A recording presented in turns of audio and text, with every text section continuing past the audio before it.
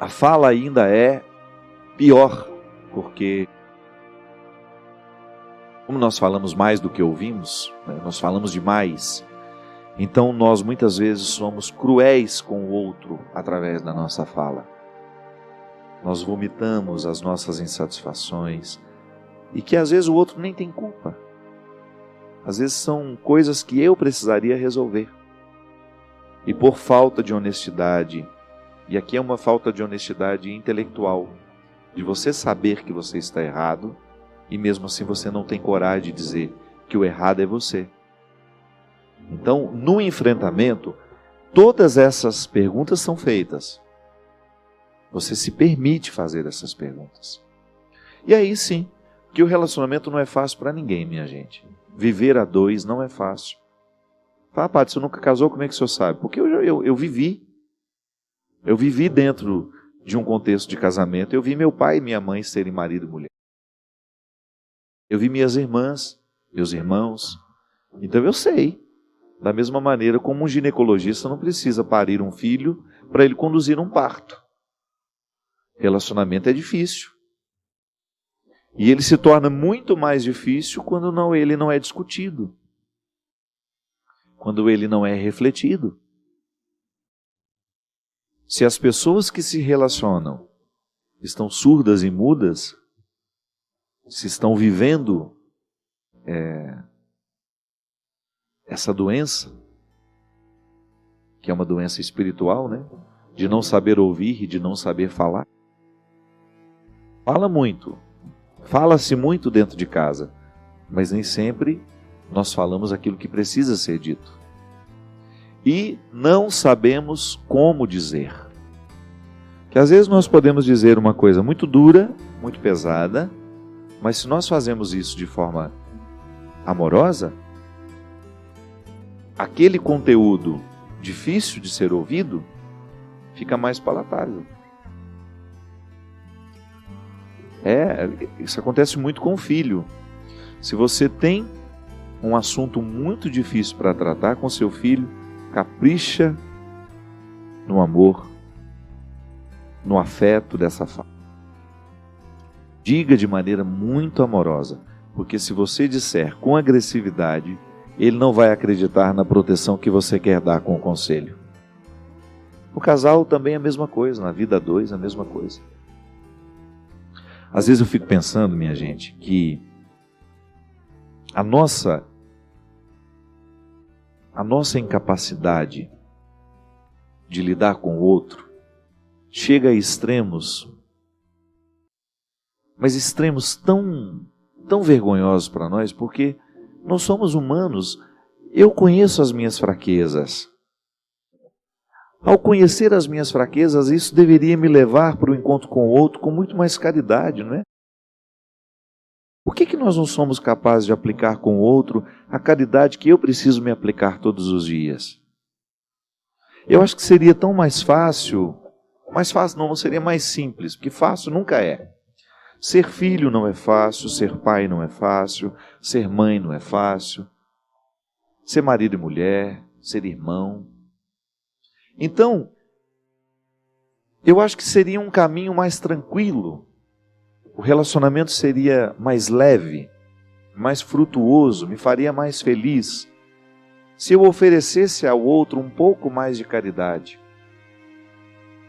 se eu tivesse mais tolerância dentro da minha casa, e se eu tivesse também mais cuidado com o meu comportamento.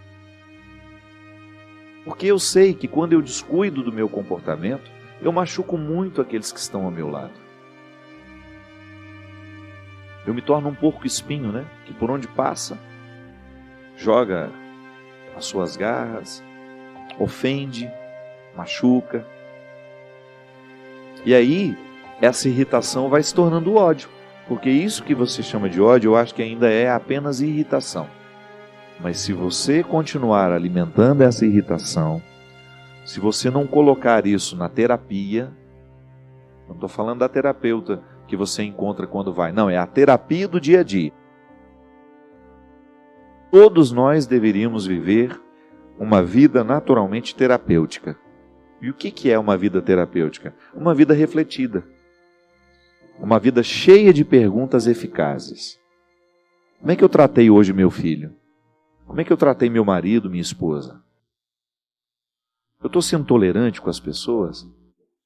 Ou eu estou descontando no outro as minhas insatisfações? Eu estou sendo amoroso? Eu estou sendo verdadeiro? Eu estou sendo fiel? Como é que eu estou resguardando a minha fidelidade ao outro? Eu estou fechando as portas por onde a infidelidade pode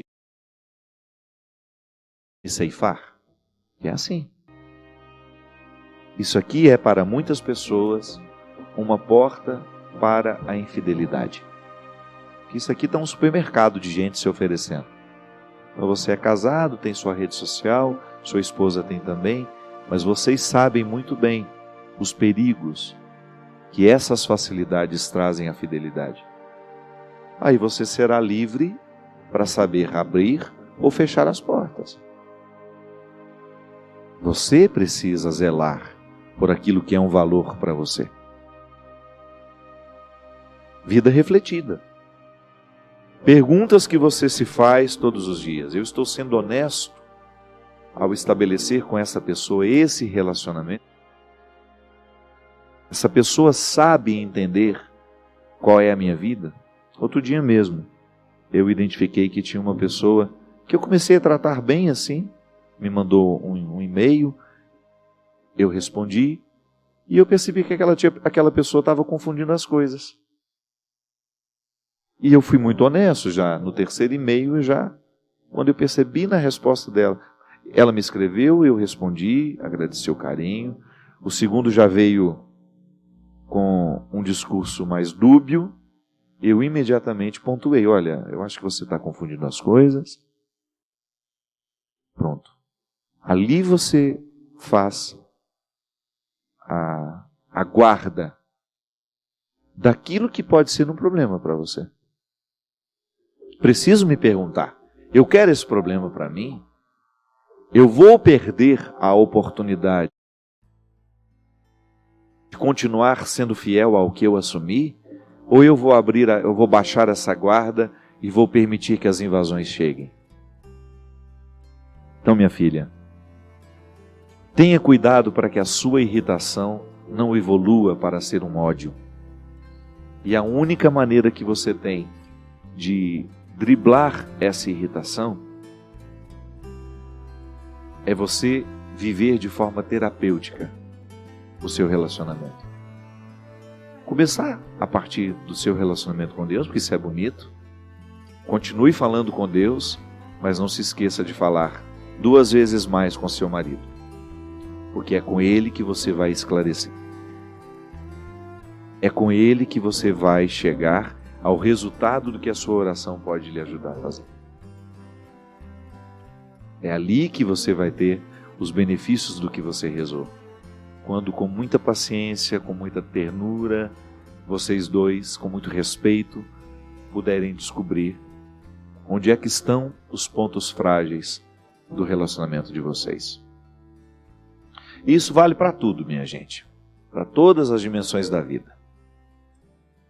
Quando nós somos honestos com a gente, com os outros, a vida fica melhor. Sem honestidade não há alegria. Sem honestidade não há crescimento, não há superação. Se eu não sou honesto com os sentimentos que eu estou tendo, não adianta eu ficar mentindo para o outro. Se eu não estou sendo honesto com a busca que eu estou realizando, não adianta eu ficar prometendo ao outro fidelidade. O que me faz feliz não é o que eu digo ao outro, é o que eu sei sobre mim. É isso que me realiza. É isso que me faz deitar a cabeça no travesseiro e dormir. Saber que não estou traindo. Saber que estou sendo fiel ao que me propus. Que estou vivendo um investimento espiritual, um crescimento espiritual, intelectual, de conhecimento, que espiritualidade engloba tudo isso, é lindo. O conceito de espiritualidade engloba a nossa sensibilidade engloba a nossa inteligência, engloba a mística. Tudo aquilo que é imaterial é naturalmente espiritual. E que faz bem, é claro. O livro que eu leio, o programa que eu assisto, a conversa que eu tenho, o filme bonito que me tocou a alma, isso me espiritualiza. Se eu estou fazendo esse empenho para buscar as questões materiais e incorporá-las na minha vida, aí a matéria passa a ter sentido. Deixa de me escravizar. E aí eu passo a viver a dinâmica do refrão dessa música com mais serenidade. É isso que eu desejo a você. Desejo para mim, desejo para você. Não tem nada que eu fale aqui para você que não seja para mim também. O primeiro ouvido a ouvir é o meu.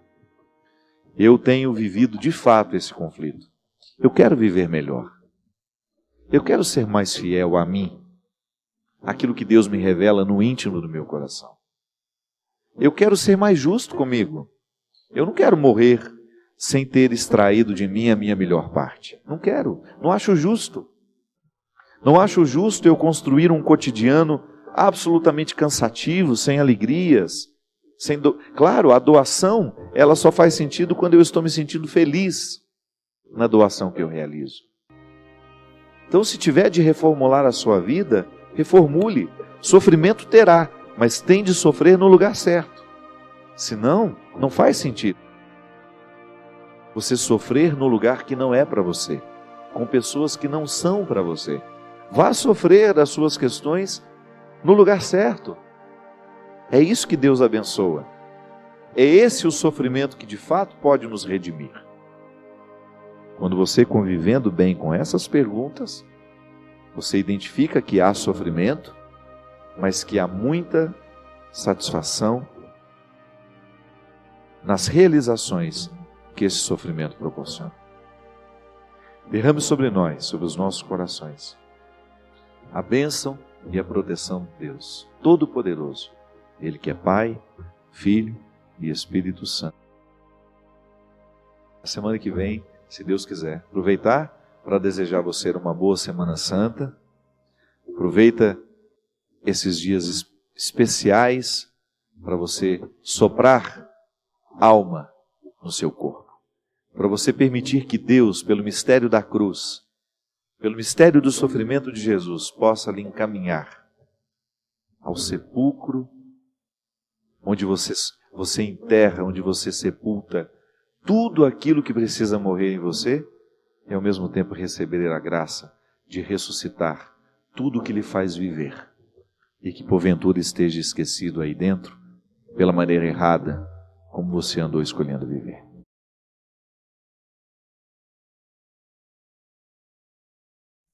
Gosto de compreender a nossa experiência de Deus como uma experiência de ficar amigo dele. Crescer na amizade, na cumplicidade. E aliás, para isso nós temos amigos, para nos ensinar que isso é possível. É interessante a gente identificar que as experiências sobrenaturais só são possíveis àqueles que foram bem alimentados de experiências naturais. Crer que Deus é Pai, por exemplo, requer a gente ter confiança no Pai da gente. E senão essa frase, essa expressão não diz nada para nós. Todos os empecilhos da falta de experiência humana são colocados na nossa relação com Deus. Pode ser que seja mais fácil para alguns a gente dizer que Deus é mãe. E é por isso que nós fazemos questão de resgatar toda a ternura, a misericórdia de Deus, que são atributos tão femininos. Me desculpem os homens, mas a ternura quem nos ensina são as mulheres. A misericórdia, né? Fazer caber dentro do coração o outro que está na minha frente, diante de mim. Meu coração tem espaço para ele. Ele não fica de fora. A experiência de acreditar que Deus é amor, que Deus é Pai, que Deus é amor, requer que eu tenha tido uma experiência amorosa com meu Pai. Aí você poderia me dizer, padre, então, quem não teve uma experiência amorosa com o Pai na terra nunca vai entender Deus no céu? Não, porque a gente pode se curar com o tempo. Nós não estamos condenados a morrer vítimas de tudo aquilo que nos foi ausente como humanos. Eu tenho muitas ausências dentro de mim, graças a Deus não tenho essa ausência de pai, fui muito bem amado pelo meu pai. Mas encontro o tempo todo pessoas que lutam contra os seus prejuízos existenciais, humanos. Não se sentem vítimas. Podem até sofrer, é difícil, é doído ao coração humano a gente reconhecer as ausências. Pode ser que você esteja me assistindo hoje, tendo de acomodar dentro do coração a dor aguda de ter perdido alguém. Humanamente a gente precisa de tempo para se recompor. Morre alguém hoje na nossa vida e às vezes nós levamos anos e anos até a gente voltar a conviver com aquela saudade de maneira suave, harmoniosa. Então encontro pessoas o tempo todo que estão se reconciliando com a figura de Deus Pai. Racionalizam isso. A experiência humana que eu tenho não pode me determinar. Ela pode até representar um obstáculo, isso é natural. Aliás, ninguém nos prometeu que seria fácil. Mas a fé é um dom que está em mim, que está em você. E é tão interessante pensar, minha gente, que o dom, ele nos é dado da mesma forma. Porque às vezes nós somos injustos com Deus. A gente olha para o vizinho que tem uma experiência religiosa bonita, admirável, que repercute no caráter dele. Porque o bom religioso não é aquele que quantifica o tanto de vezes que vai à igreja, não. É aquele cujas vezes ele foi à igreja, causou transformação no jeito dele ser. E às vezes a gente olha para aquele que parece ser um pouco mais religiosos do que nós, aqueles que são aparentemente mais fiéis do que nós, e a gente fica na tentação de pensar que Deus deu mais fé a ele do que a nós. Não. A mesma fé que está no coração do Papa foi dada ao seu coração também. O que nos diferencia, muitas vezes, nessa experiência, é o tanto que a gente cultiva o que recebeu. Tudo lhe foi dado. Aliás, Santo Agostinho nos dizia que Deus só nos pede aquilo que já nos deu. Ele não vai nos pedir o que não nos deu. Então a fé é uma resposta natural que eu vou desenvolvendo à medida que eu vou crescendo, amadurecendo. De formas diferentes também, porque a sua fé manifesta dentro do contexto da sua humanidade, tudo aquilo que lhe é próprio. Eu tenho um jeito de ser, você tem outro, Christian tem outro. E a nossa fé vai se manifestar a partir do nosso jeito de ser. Por quê? Porque Deus fala a linguagem que nós sabemos ouvir. Deus não vai falar com você com uma voz que você não entende. Você pode até não estar entendendo o que Ele está te dizendo, mas é porque falta prestar atenção. Ele está falando a linguagem que você entende. É igual quando eu fui para o seminário. O que me fascinou lá foi a piscina. Porque desde menino, engraçado isso, eu olhava aquela piscina lá da Praça Esportes, em Formiga, onde a gente frequentava. Aquilo era tão fascinante para mim. Sempre achei uma piscina uma coisa fascinante.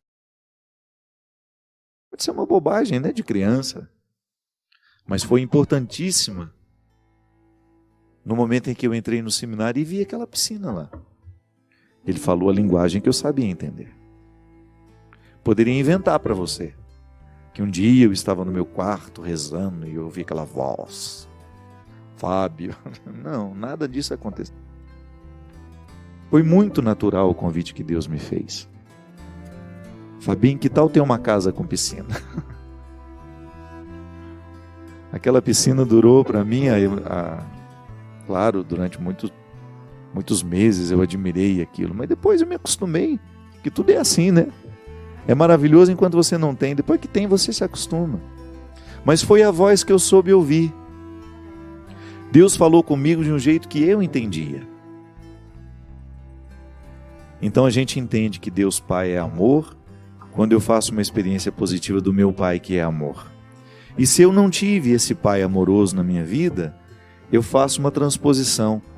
Eu entendo a partir disso. Então eu racionalizo. É verdade, o Padre Fábio tem razão. Muitas vezes as minhas dificuldades com Deus não são com Deus, são com meu pai. E como eu chamo de Deus de pai, eu transfiro automaticamente as dificuldades que eu tenho com meu pai para Deus. É uma terapia, né? Tomar consciência disso é terapêutico, porque te liberta. Jesus já dizia isso. Conhecereis a verdade e a verdade vos libertará. Minha gente, muitos dos fantasmas que vivem em nós, eles são alimentados justamente pela nossa ignorância. A ignorância, ela nos priva de sermos livres. De repente você começa hoje a pensar, será que a minha dificuldade com Deus não é com Ele? Será que a minha dificuldade é com meu pai antes disso? Aí você vai mais livre para encontrar esse Deus, cuja dificuldade com seu pai você projetou tudo nele. Mas ainda temos uma outra oportunidade de acreditar em Deus como amigo. Como essa música aqui nos diz. Eu fiz essa música para uma amiga muito querida, a Adriana Arides. Um momento de sofrimento na vida dela, eu participando de maneira muito intensa daquele sofrimento. E de repente também tive um dia difícil, me lembro como se fosse hoje, lá no interior da Bahia, doente, uma diarreia, quase morrendo. Diarreia, vômito, aquele mal-estar, aquele cansaço, um calor que você não faz ideia. E eu precisando ir fazer um show à noite numa outra cidade sem nenhuma condição. E o rapaz que era o organizador do outro evento, não entendendo o meu estado físico, querendo que eu fosse de qualquer jeito. E eu me senti tão indigente naquela hora, falei, oh meu Deus do céu, será possível, né, que esse rapaz não pode ser meu amigo nessa hora e entender que eu não tenho saúde para ir lá? Ele tinha outras atrações naquela noite. E eu nem era. Não era famoso, não. Era mais um nome dentro da igreja. Porque se fosse hoje, com a projeção que o meu trabalho teve, só eu, né, para segurar o evento, é diferente. Mas naquela época não, eu era mais um no meio de mais uns 5, 6 cantores. E ele não queria me liberar de jeito nenhum. E aí eu naquele sofrimento dentro do quarto, esqueci um pouco meu, não sei porquê, lembrei da Adriana. E fiz esses versos. Experimentei ali a força da amizade no momento em que a gente é pura solidão. Ninguém ali naquele momento podia viver aquele desconforto por mim. Mas eu saber que alguém se interessava por mim naquela hora, e eu me lembrei porque eu tinha certeza que se a Adriana estivesse ali, ela cumpriria o meu lugar. Ela assumiria o meu lugar. Ela canta também. Quantas vezes naquela época a gente dividia o palco, a gente dividia a missão. Então foi uma música que nasceu a partir dessa certeza que a amizade é uma espécie de resgate. Nós somos resgatados pelas pessoas amigas. O amigo, ele tem um olhar capaz de nos resgatar do fosso das nossas misérias. Assumir o lugar do outro é tão sofisticado do ponto de vista humano, porque requer tanto desprendimento em assumir e o outro permitir que seja assumido o seu lugar. Então a gente vai fazendo a experiência do amigo como algo essencial à nossa vida. O outro faz por mim aquilo que eu tenho dificuldade de fazer, ou o outro faz por mim aquilo que eu não posso fazer. Aí você compreende o significado mais profundo da amizade, que é justamente a gente ser esse sinal sagrado de salvação na vida do outro. Hoje, minha gente, sobretudo por ser celibatário, por ter feito a opção de não me casar, de não estabelecer um vínculo estreito, emocional, sexual, afetivo com uma pessoa, eu tenho que elevar à categoria máxima a amizade na minha vida. Porque o padre, ele pode ser celibatário desde que ele ame e seja amado. O celibato só é possível às pessoas que se amam. As pessoas que amam e são amadas. As pessoas que não desistiram da sua vida afetiva, emocional e até mesmo da sua sexualidade. Porque eu não retiro a minha sexualidade para amar um amigo. Eu não retiro a minha sexualidade para desenvolver a minha missão. É tudo no mesmo pacote de inteireza, de dedicação. E é tão interessante quando eu identifico que eu estou conseguindo ser celibatário justamente por causa das amizades que eu tenho ao meu lado, que são os amigos que me fortalecem, são os amigos que me sustentam, que me dão condições de ser quem eu sou, de fazer o que eu faço, de viver a vida que eu vivo. O amigo é esse enviado de Deus na nossa história e faz a diferença na palavra que nos diz, no olhar que nos dispensa, na cura que realiza em nós. Eu fico olhando nos evangelhos e cada encontro que Jesus tem, esses encontros que são narrados, em que o evangelista faz questão de colocá-lo diante de uma pessoa, de um personagem. Vou pegar meus óculos aqui que eu estou meio cego. Você sempre identifica uma experiência de amizade, por mais breve que seja aquele encontro de Jesus com a pessoa. Aí você poderia dizer assim, padre, mas a amizade não é o cultivo, fruto de um tempo? Sim, também.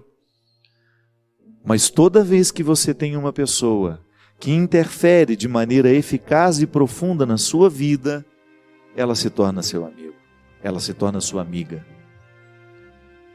Por quê? Pode ser que você nunca mais vai encontrar-se aquela pessoa, mas o encontro foi fraterno e foi amigável. O que aconteceu ali nunca mais pode ser apagado, e é por isso que eu recebo com muito carinho, embora saiba diferenciar no meu dia a dia os amigos dos conhecidos, eu recebo com muito carinho e com muito respeito as pessoas que me encontram, às vezes no aeroporto, num outro lugar público, e me dizem que eu sou um grande amigo delas. Fico muito honrado mesmo, e eu acredito nessa possibilidade. Nós não temos essa amizade de ter o contato diário, de frequentar a casa um do outro, mas a gente tem a amizade que é esse vínculo maravilhoso que o Evangelho nos proporciona aqui toda quarta-feira, de estabelecer entre nós uma comunhão. Participo da sua vida.